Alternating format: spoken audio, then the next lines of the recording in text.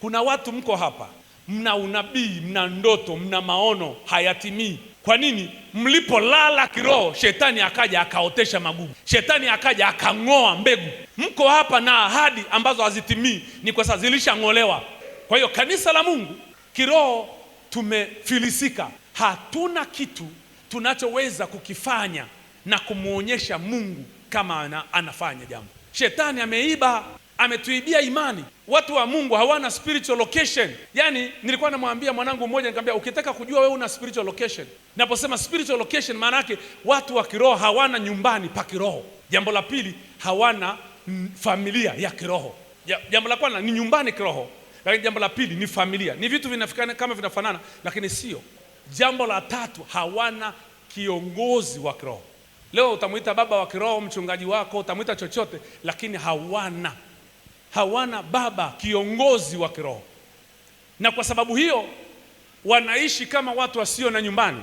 Jambo jingine, hawana spiritual contents, hawana vitu vya kiroho vya kushika, wana hang.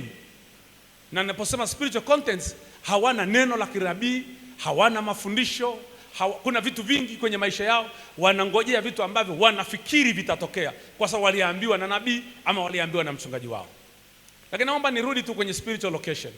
Jambo la ajabu sana, ukitaka kujua wewe huna nyumbani kiroho, watu wengi mno wakikwazwa kidogo kanisani wanahama.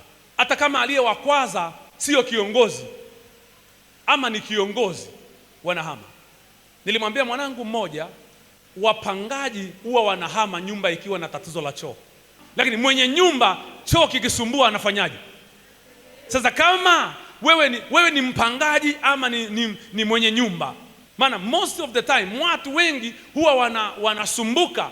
Yani hakuna kanisa lisilo na matatizo, na hakuna mahali ambako utawaweka watu wawili watatu wasitofautiane. Na hauwezi kuwa hapa kanisani hapa Moria eti kila kitu kinachoendelea hapa Moria ukielewe. Kuna vingine hutaelewa, na unaweza ukakaa hapa mpaka ukazeeka na wajukuu na vitukuu na ukafa haujavielewa, maana hivyo vilikuwa vinawahusu wengine. Mungu ni Mungu wa variety. Mungu ni Mungu wa vitu mbalimbali. Ndio maana tuna karama mbalimbali.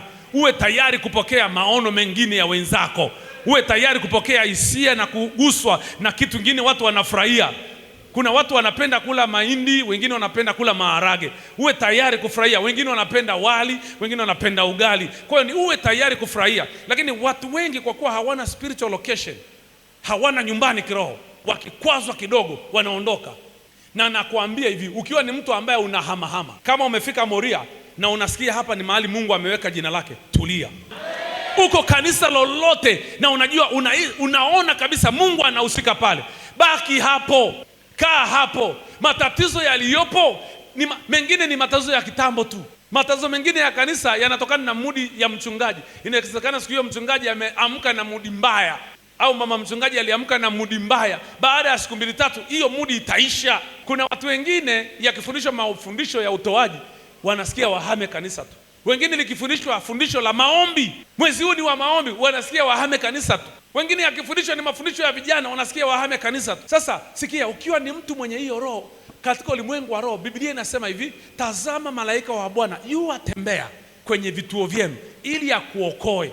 Mungu atembelei watu kwao, anatembelea watu kwenye vituo mahali Mungu amewapanga. Mtu wa kiroho, kuna kituo cha kiroho ambacho Mungu amemweka. Sema amina.